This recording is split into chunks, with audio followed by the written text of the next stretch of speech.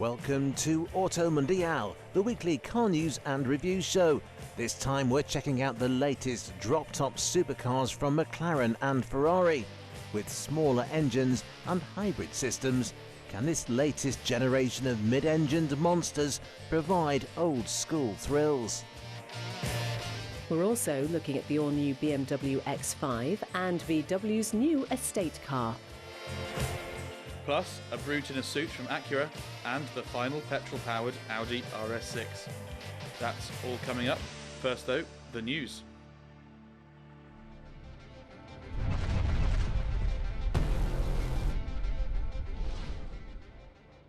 Cupra has simplified its Born range and in doing so has slashed the price as manufacturers continue to offer more incentives to get buyers into EVs.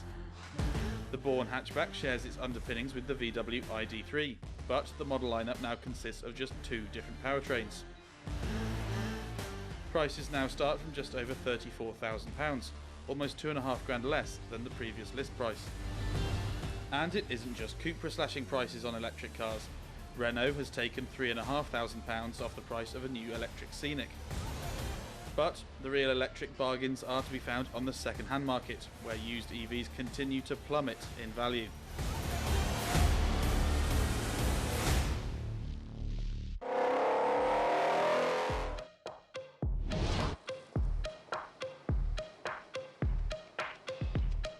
The Volkswagen PASSAT has been with us now for over 50 years. From small beginnings as a two-door or four-door fastback saloon, it has grown quite literally in both size and popularity. Volkswagen has produced over 34 million of them, making it the second best-selling car in the Marque's lineup between the Golf and the Beetle, and now there's a new one. This is the 9th generation PASSAT, and the first thing of note, it is estate only. VW has discontinued the saloon model, citing poor sales and its similarity to the Arteon model also available in its lineup. Notably, however, you can still buy an estate Arteon shooting brake, although at a premium price compared to the PASSAT. The new PASSAT estate is longer than the old model and it gets a bigger boot.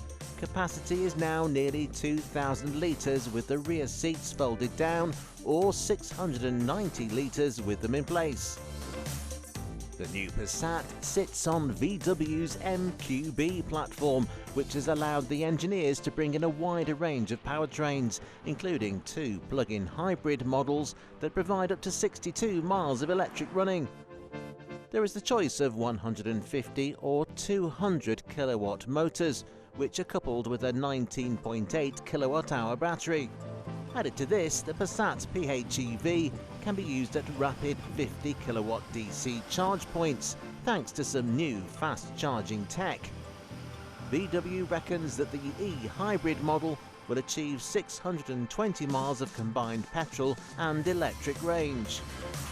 For those who don't want to charge, there's also a new 48-volt mild hybrid offering, as well as a pair of 2-litre turbo petrols and a trio of 2-litre turbo diesels, ranging from 122 to 250 brake horsepower. Inside, the additional 144mm of length translates into 50mm of extra legroom for passengers, while elsewhere the rest of the cabin has been thoroughly modernised. Front and centre is the larger landscape touchscreen display, the menu structure for which has been redeveloped in response to some passionate customer feedback from ID3 and Mark 8 Golf owners. Other changes include a rework of the centre console, which has meant a repositioning of the gear changes to a stick next to the indicators.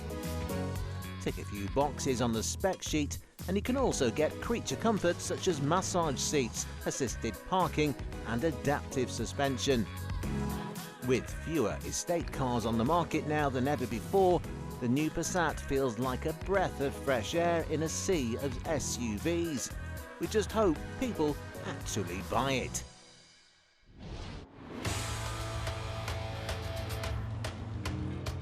The Audi RS6 is an icon of practical performance. a big, luxurious estate car that has enough power and performance to keep most supercars honest. And while the current car isn't quite as inconspicuous as its predecessors, there's still something deeply satisfying about driving a 621 horsepower car that has space in the back for your dog. Now though, in anticipation of a new electrified model, Audi is celebrating its current RS6 with this, the new RS6 GT. The showiest of all estate cars, the new GT isn't exactly under the radar. The flamboyant paint job is inspired by some of Audi's most iconic race and rally cars of the 80s and 90s, while the gorgeous 22-inch alloy wheels are an homage to 6 spokes of Audi's original fast estates. If this colour scheme is a bit too bright for you though, you can have a black one, but the graphics remain.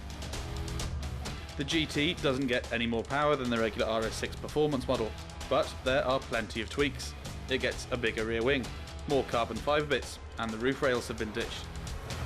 The 0 to 62 time is dropped to just 3.3 seconds, and some enormous carbon ceramic brakes are fitted as standard.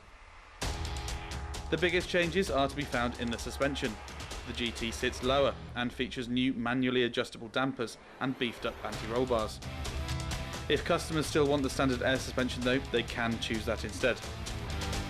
Inside, the GT gets some fantastic carbon-backed bucket seats.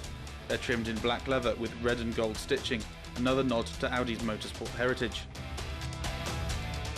Sadly, the next RS6 will be an EV, although an upcoming RS7 Avant is said to be carrying the fast petrol estate torch from next year, with a plug-in hybrid setup similar to that of the Porsche Panamera. For now though, if you want an RS6 GT, you'd better be quick. Just 660 are to be built, with 60 of those destined for the UK, priced at £177,000.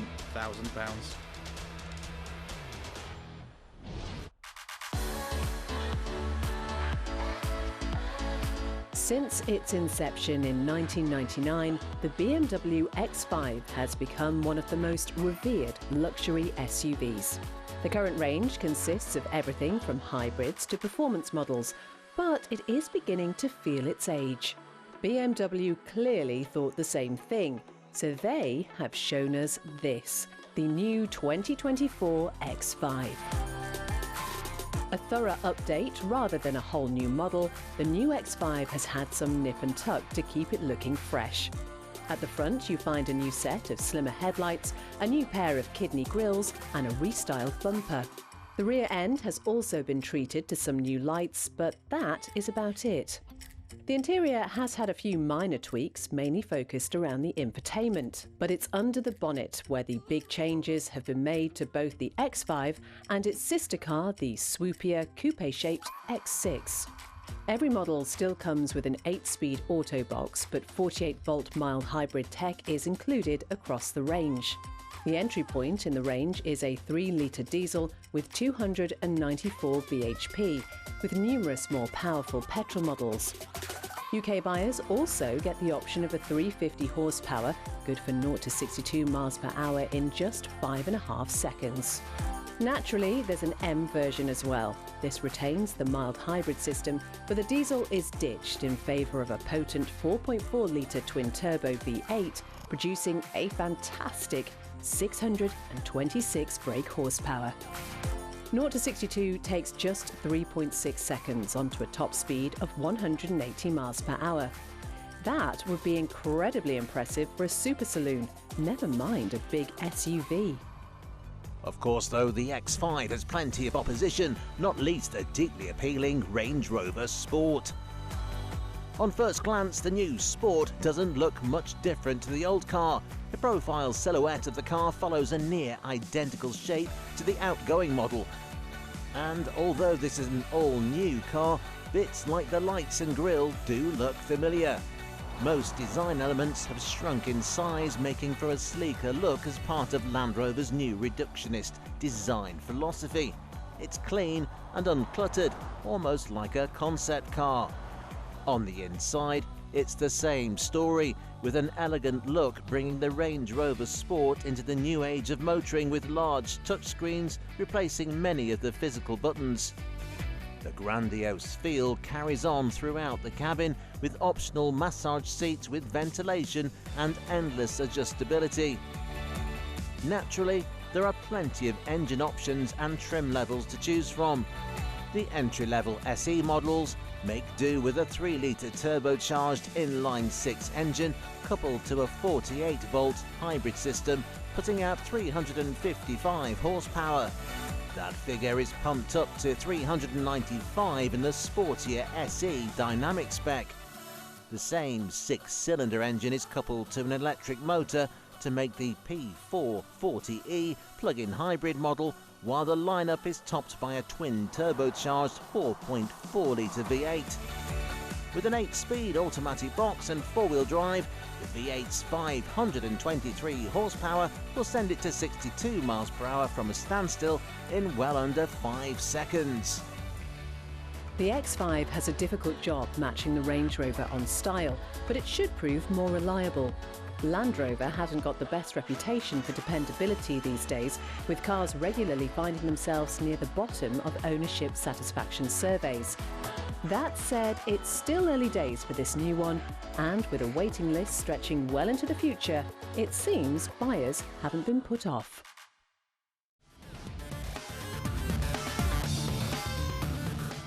After the break, the return of the INTEGRA and McLaren versus Ferrari.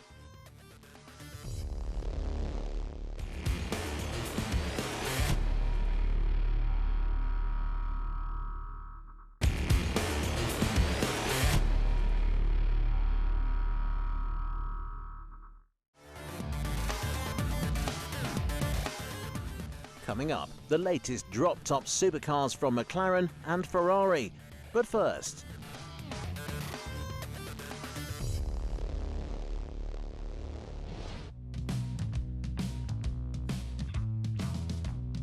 while sales of saloon cars in Europe are falling, in North America sedans appear to be just as popular as ever, and the continent is lucky enough to get some excellent performance models of regular four-door cars, such as the Hyundai Elantra N and the Subaru WRX. And now there's a new one, the Acura INTEGRA Type S. Effectively a Honda Civic Type R in a suit, the Type S is marketed as a more practical and grown-up version of its Japanese counterpart. It gets the same turbocharged 2-litre inline-4 engine you get in the Type R, but this time power is upped to 320 thanks to the Acura's unique exhaust system, 5 more than the Honda. Despite the extra power, the INTEGRA is slightly heavier than the Type R, so expect performance stats to be similar. The 4-cylinder engine is hooked up to a pleasingly simple and excellent 6-speed manual gearbox with rev matching, while a limited slip diff is standard equipment on the INTEGRA. Like the Type R, the INTEGRA has the same dual-axis front suspension setup, while the front and rear tracking is wider too.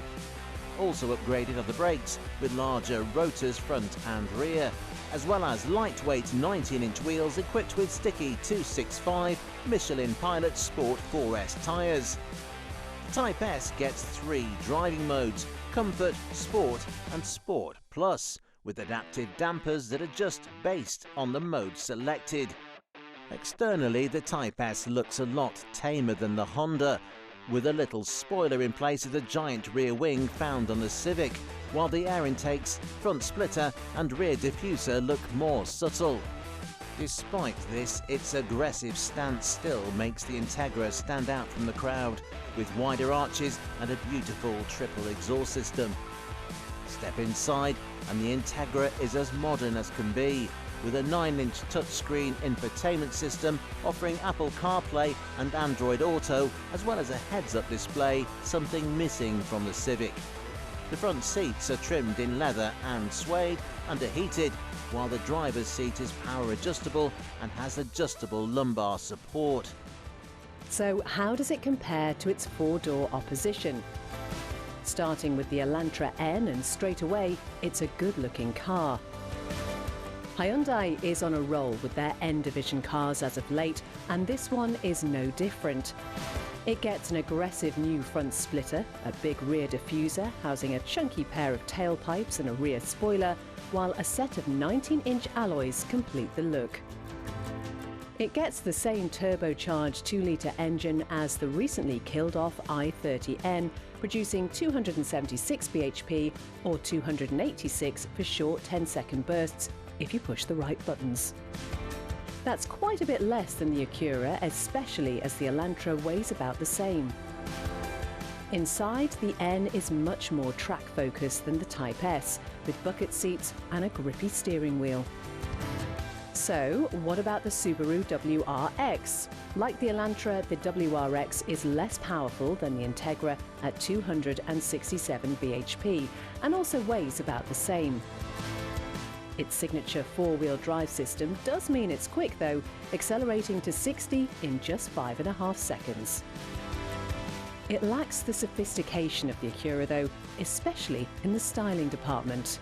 For us, in Europe though, we'll never get to experience the thrill of a Type R in a grown-up package. With its illustrious Integra name, extra practicality compared to the Civic and more mature styling, we think it would do very well against the numerous fast Audis, BMWs and Mercs on this side of the pond.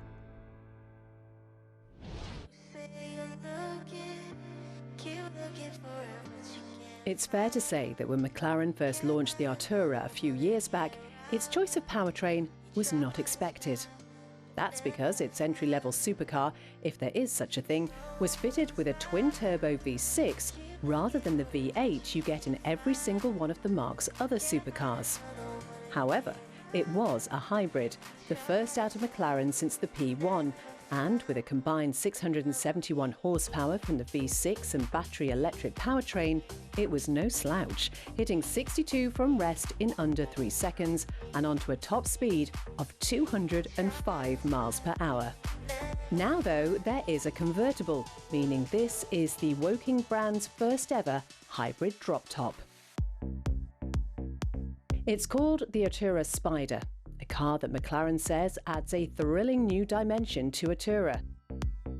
Indeed, the new Spider is more powerful than the coupe with 690 brake horsepower, although it still hits 62 in less than 3 seconds and still has the same top speed, thanks to it weighing only 62 kilograms more than its coupe counterpart. It also gets the coupe's fabulous scissor doors and a revised valved exhaust system. This means the Artura sounds brilliant, especially on gear changes, thanks to a rework of the transmission which makes up and downshifts 25% faster. Also new for the Spider are improved driving modes and an improved proactive damping control suspension system, which improves reactions to driver input and changes in road surface. All models come with an 8-speed transmission and a rear-wheel drive, contrary to similar offerings from Porsche and Audi. But the Spider's party piece has to be its retracting hardtop. It can be retracted electrically in just 11 seconds and at speeds of up to 31 miles per hour. McLaren says most of the Spider's weight gain comes from the hardtop, which has been reinforced with all new buttresses incorporating the rollover structure. When you're done blasting around, making as much noise as possible, you can switch your fire-breathing supercar into EV mode. It won't get you far, but 19 miles is plenty for your morning commute. Inside, the Spider mirrors the coupe, with a track-inspired steering wheel devoid of buttons and controls. Also race-derived are the Club Sport seats, with a bucket seat shape, while stuff offering backrest support.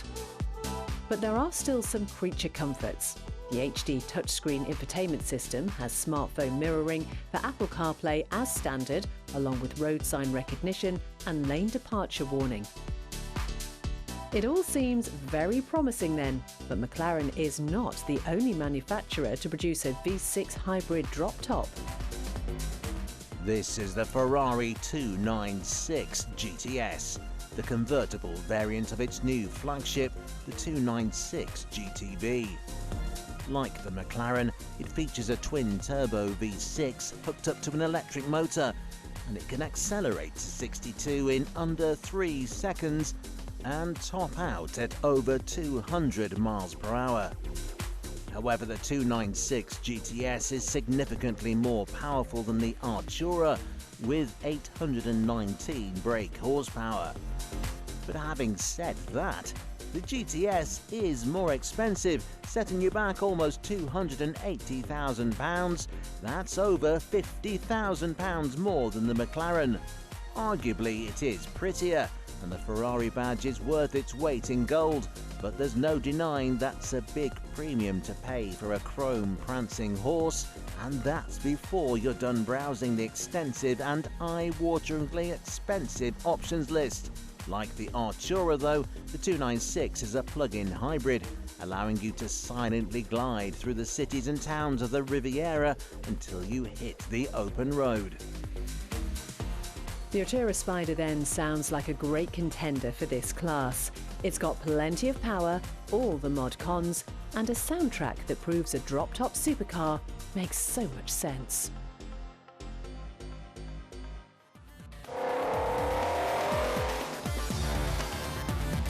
Join us again next week on Auto Mundial as we check out a very different sort of Lotus as the Norfolk sports car brand reveals an electric saloon.